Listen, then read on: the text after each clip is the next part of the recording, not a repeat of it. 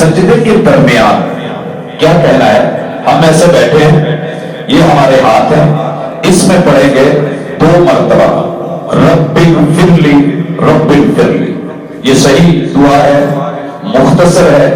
رسول صلی اللہ علیہ وسلم 2 سجدوں کے درمیان تسلی سے بیٹھتے تھے، ابو داؤد میں، سنن نسائی میں ہے، اور یہ پڑھتے تھے۔ اب ایسے نہیں کرنا کہ آپ سجدے میں گئے ہیں اور پھر اس کے بعد ایسے ہو گئے۔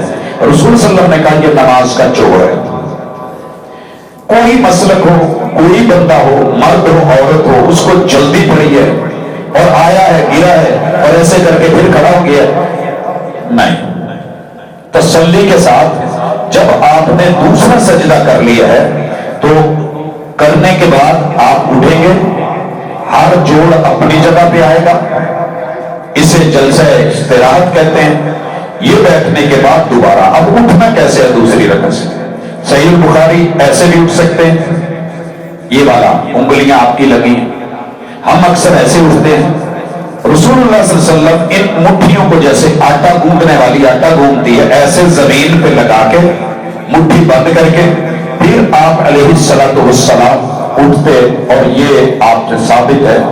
یوں دوسری رکعت بھی پڑھیں گے، اور جب دوسری رکعت میں ہم دوسرا سجدہ کر لیں گے تو تشہد میں کیسے بیٹھنا ہے؟ ہم جب تشہد میں بیٹھتے ہیں تو اکثر لوگوں نے، اگر کوئی مرض نہیں، کوئی پرابلم نہیں ہڈی کا، تو یہ پاؤں یہاں رکھنا بھی مناسب نہیں۔